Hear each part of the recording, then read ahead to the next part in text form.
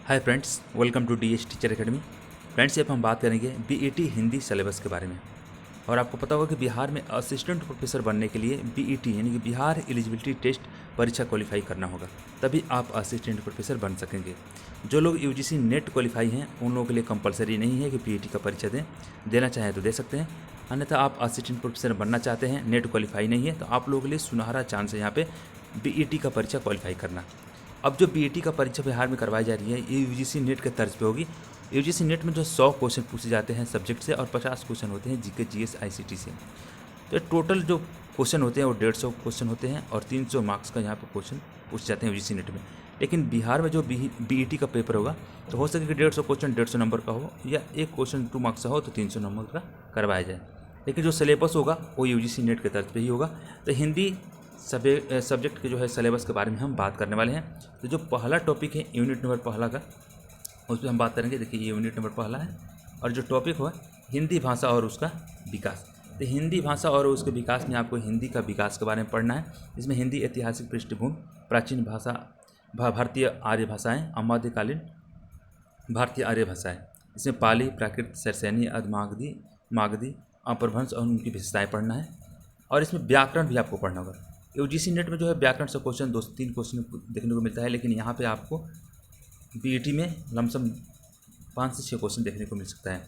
तो आपको लिंग वचन कारक और हिंदी ध्वनियों का वर्गीकरण और हिंदी शब्द रचना, उपसर्ग, प्रत्यय, समास ये भी पढ़ना होगा।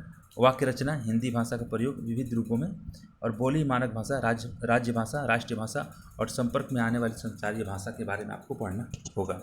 तो ये आपको पढ़ना होगा। देवनागरी लिपि भी आप समझते हैं, इसके बारे में पढ़ना होगा। कौन कौन सी भाषाएं हैं, कौन कौन सी भाषा की कौन सी लिपि है, ये भी आपको यहाँ पे पढ़ना होगा। तो यहाँ से 2 से 3 क्वेश्चन आपको देखने को मिल सकते हैं, अधिकतम 5 क्वेश्चन आपको यहाँ पे देखने को मिलेगा। तो हिंदी भाषा और उसके विकास से भी क्वेश्चन आपको यहाँ पे देखने को मिलेगा। सबसे ज़्यादा जो क्वेश्चन देखने को मिलता है वो हिंदी साहित्य के इतिहास से।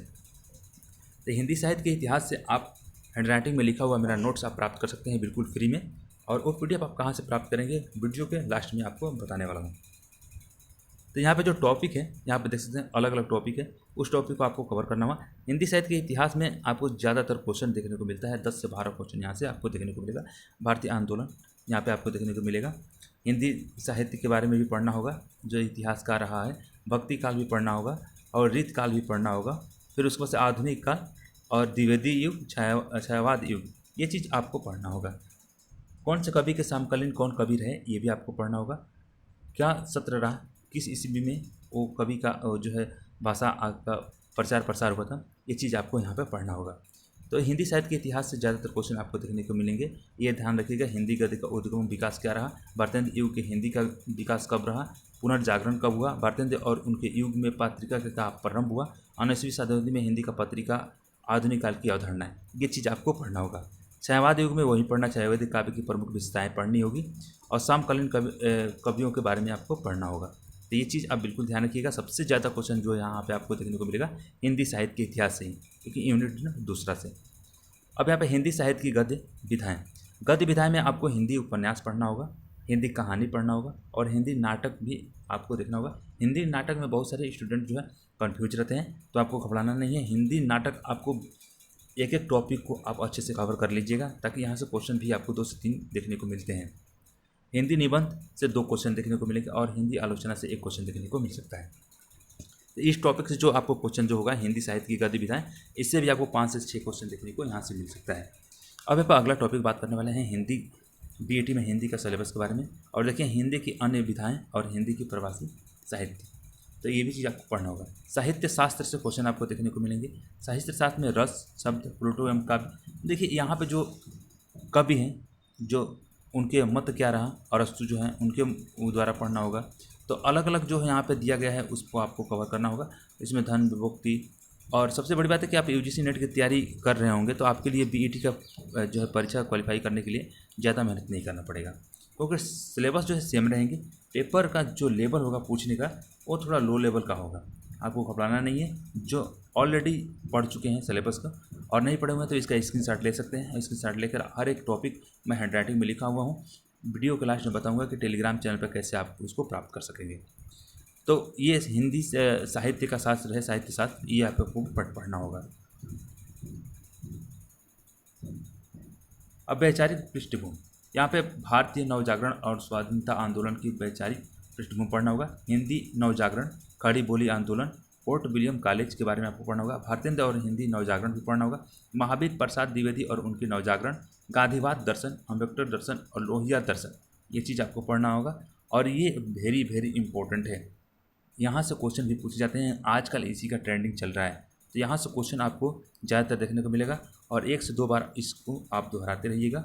ये टॉपिक जो है ऑलरेडी आपको प्रोवाइड करा दूंगा, और यहाँ से भी क्वेश्चन आपको 5 से 6 देखने को मिल सकता है। अब यहाँ पे देखते हैं कि हिंदी कविता, हिंदी कविता में आपको जो खंड दिए गए हैं बस उतना ही पढ़ना है, ज़्यादा नहीं पढ़ना है, क्योंकि यहीं से आपको क्वेश्चन देखने को मिलेगा। और क्या क्या पढ़ना है यहाँ पे बिल्कुल आप देख सकते हैं। पृथ्वी राज रासो का जो है रेवा तट पढ़ना है। अमीर शुक्रों का अमीर खुसरो की पहलिया और मुकरिया पढ़ना है। विद्यापति पदावली में आपको डॉक्टर नरेंद्र झा का पद संख्या 1 से 25 तक पढ़ना है। जो यहाँ पे संख्या दिया है बस उतना ही पढ़ना है, अधिक नहीं पढ़ना है। तो यहाँ पे तुलसीदास, सूरदास, बिहारी, सतसई, घना, नंद कवि, मीरा, अयोध्या सिंह उपाध्याय, मैथिली शरण गुप्त, जयशंकर प्रसाद, निराला, स्मितानंद पंत, महादेवी वर्मा, रामधारी सिंह दिनकर, नागार्जुन। और यहाँ पे जो कवि हैं इनके बारे में आपको बिल्कुल पढ़ लेना है। इनकी जीवनी क्या रही, इनका जन्म कहाँ स्थान रहा, इनकी कौन कौन सी कविताएं इन्होंने लिखी, किसके समकालीन थे, ये चीज़ आपको बिल्कुल दिमाग में बैठा लेना है। अब यहाँ पे हम बात करने वाले हैं, यहाँ पे देख सकते हैं हिंदी उपन्यास। हिंदी उपन्यास से सबसे ज़्यादा क्वेश्चन पूछे जाते हैं, और क्वेश्चन पूछने का तरीका अलग होता है। यूजीसी नेट में पूछता है कूट करके, लेकिन बीईटी में उम्मीद है कि क्वेश्चन जो पूछेगा अभी गोदान किसका मतलब कि लिखा हुआ है, तो अभी गोदान किसका लिखा हुआ उपन्यास है तो आपको पता होगा प्रेमचंद का है। ऐसे ही उपन्यास का नाम देकर और कवि का नाम पूछ लेगा, या कवि का नाम देकर उपन्यास पूछ लेगा कि कौन से कवि कौन सा उपन्यास लिखे हुए हैं। तो ये चीज़ बिल्कुल आप दोहराते रहिए, कहीं घूमते रहिए, चलते रहिए, पढ़ते रहिए या सोते रहिए। तो आप अपने आसपास चिपका कर रखिए, दीवारों को लिखकर, कागज़ पे लिखकर चिपका लीजिए, ताकि आपको पढ़ने में आसानी होगा। मैं नेक्स्ट वीडियो में बताया था अगर कैसे स्टडी करें बीईटी के लिए, तो ऑलरेडी बहुत सारे कमेंट आया कि सर आपको बताने और टाइम ड्यूरेक्शन जो है बिल्कुल सही रहा। तो मैं टाइम ड्यूरेक्शन और पढ़ने का तरीका भी बताया था, ताकि आप ऐसे आसानी से तैयारी कर सकते हैं। आपके पास बहुत कम टाइम है, जब भी नोटिफिकेशन आ जाए आपको बहुत कम टाइम मिलेगा यहाँ पे तैयारी करने के लिए। जैसे बीईटी क्वालिफाई करेंगे वैसे असिस्टेंट प्रोफेसर का फॉर्म आ जाएगा। जो लोग ये सिलेबस तैयारी कर रहे हैं बीईटी का, उनके लिए असिस्टेंट प्रोफेसर की तैयारी करना नहीं पड़ेगा। बीईटी की तैयारी में ही आपको असिस्टेंट प्रोफेसर जो है पेपर क्रैक कर पाएंगे। तो ये आपको हिंदी उपन्यास भी पढ़ना होगा। और ये ध्यान रखिए कि इससे भी क्वेश्चन ज़्यादातर देखने को मिलता है।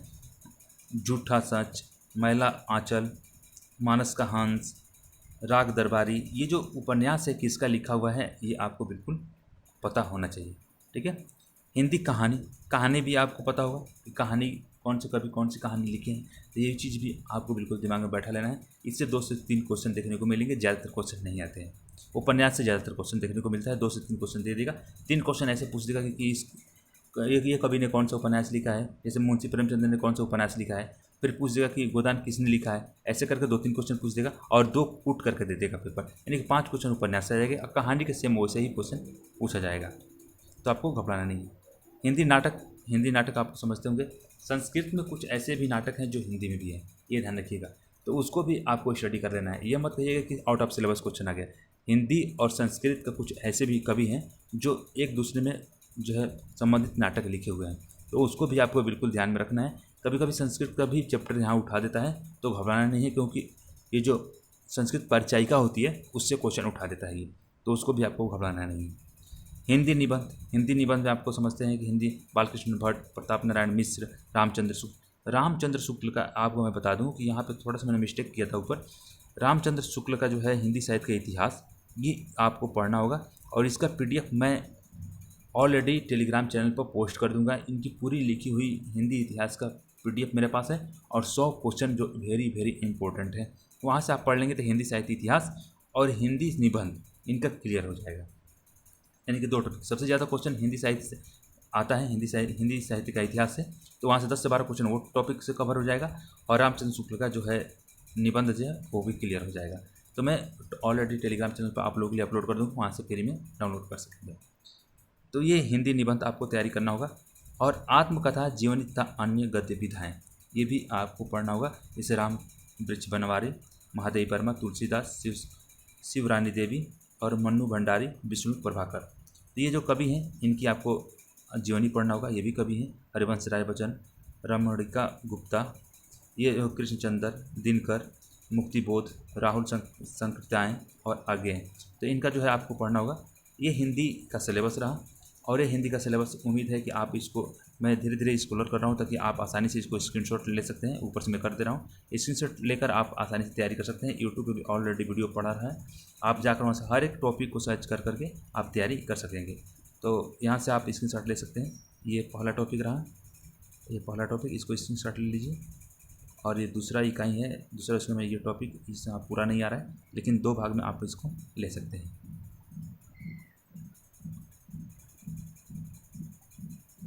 ये तीसरा यूनिट रहा, तो इसमें साहित्य शास्त्र में क्या क्या पढ़ना है ये भी आपका स्क्रीनशॉट लेकर आप यहाँ से तैयारी कर सकते हैं। इकाई चौथा जो है यहाँ पे, इसका भी स्क्रीनशॉट ले लीजिए। और ये हिंदी कविता है, हिंदी कविता में क्या क्या पढ़ना है इसका भी आप स्क्रीनशॉट लेकर अपने मोबाइल में स्क्रीनशॉट लेकर रखिए, या इसको वीडियो को पुश करके आप हैंड राइटिंग में लिख लीजिए ताकि हमको सिलेबस में क्या क्या पढ़ना है। तो आप उम्मीद है कि इसका स्क्रीनशॉट ले रहे होंगे। वीडियो को पुश करके आप स्क्रीनशॉट ले लें। सिलेबस लंबा है ताकि आपको एक असिस्टेंट प्रोफेसर की जो है लेवल की तैयारी करना है तो आपको उतना पढ़ना पड़ेगा। और ये पूरा सिलेबस पढ़ने के लिए आपके पास बहुत कम समय बचा हुआ है। जब भी नोटिफिकेशन आ जाए आपको फिर दोबारा मौका नहीं मिलेगा, तो आप अभी से ही तैयारी में लगे रहें। हिंदी नाटक में जो पढ़ना है यहाँ से आप स्क्रीनशॉट ले सकते हैं। हिंदी निबंध, आत्मकथा, जीवनी तथा अन्य गद्य विधाएँ, ये भी जो पढ़ना है इसका स्क्रीनशॉट ले सकते हैं। और स्क्रीनशॉट लेकर अपने मोबाइल में रखना नहीं है दोस्त मेरे, क्योंकि आपको असिस्टेंट प्रोफेसर बनना है। तो आपको इसको स्क्रीनशॉट लेकर और एक कोई भी सफ़ेद पन्ना पे या नोट्स बनाकर इसको कहीं चिपका दीजिए ताकि आपको पता चले कि इतना मैं कवर कर चुका और इतना करना है, ताकि आप स्टडी करते रहेंगे तभी आप आगे बढ़ेंगे, अन्यथा आप आगे नहीं बढ़ पाएंगे। और एक और बात बता रहा हूँ, जो बीईटी का एग्ज़ाम की तैयारी कर रहे हैं उन लोगों के लिए नेट का भी तैयारी हो जाएगा और असिस्टेंट प्रोफेसर की तैयारी होगा, और टीजीटी पीजीटी सब्जेक्ट के लिए हिंदी से भी तैयारी हो जाएगा। यानी कि एक तैयारी करने से आपके 4 जो है एग्ज़ाम की तैयारी हो जा रही है। तो आप बिल्कुल तैयारी में लग जाइए, तो ये जो क्वेश्चन जो पूछे जाते हैं ये टीजीटी में पीजीटी में सेम क्वेश्चन पूछे जाते हैं। पेपर का लेवल थोड़ा लो लेवल और हाई लेवल का होता है। तो आप यहाँ से तैयारी करते रहेंगे तो हर आपका जो टॉपिक कवर होता रहेगा। तो आप टीजीटी में ट्रेनिंग टीचर बन सकते हैं, पोस्ट ग्रेजुएट टीचर बन सकते हैं, इनकी लेक्चरर, पीजीटी भी भर सकते हैं। और आप नेट की भी तैयारी करना चाहते हैं तो नेट भी आपको यहाँ से निकल जाएगा, क्योंकि नेट के तर्ज पे ही बीईटी का एग्ज़ाम करवाया जा रहा है। तो फ्रेंड्स आज के लिए इतना ही। चलते चलते मैं आपको बता दूं कि टेलीग्राम चैनल को ज्वाइन कर लीजिए। टेलीग्राम चैनल का नाम भी है DH टीचर एकेडमी। वहाँ से आपको फ्री में PDF मिल जाएगा, NCERT की भी PDF मिल जाएगा, और जो CTET की तैयारी कर रहे हैं वहाँ पे भी मनोविज्ञान का PDF बिल्कुल फ्री में अपलोड कर दिया गया है, जाकर वहाँ से तैयारी कर सकते हैं।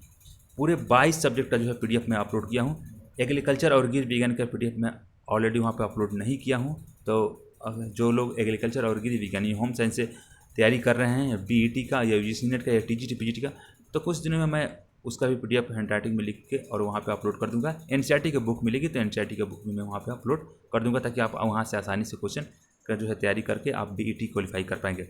ऑब्जेक्टिव क्वेश्चन भी मैं अपलोड कर दिया हूँ, जाकर वहाँ से तैयारी कर सकते हैं जो सब्जेक्ट वाइज है। हिंदी के लिए तो ऑलरेडी मैं 2 बुक अपलोड किया हूँ, और एक हिंदी साहित्य का इतिहास रामचंद्र शुक्ल का भी अपलोड कर दूंगा। और आपको वहाँ से जो है हैंड राइटिंग में लिखा हुआ नोट्स भी मिल जाएंगे, और NCERT की बुक भी है। NCERT की बुक जो है पूरे 400 कुछ PDF ऐसे मैंने अपलोड किया हूँ, आप जाकर वहाँ से चेकआउट करके अपनी तैयारी कर सकते हैं। इस चैनल पर आप पहली बार हैं तो प्लीज़ आपसे रिक्वेस्ट है कि चैनल को सब्सक्राइब कर लीजिए, बेल आइकन पर प्रेस करके ऑल पर क्लिक कर दीजिए। वीडियो अच्छा लगे तो लाइक करके अपने दोस्तों के यहाँ शेयर जरूर कीजिएगा। तो फ्रेंड्स आज के लिए इतना ही। Have a nice day, watching for video. जय हिंद।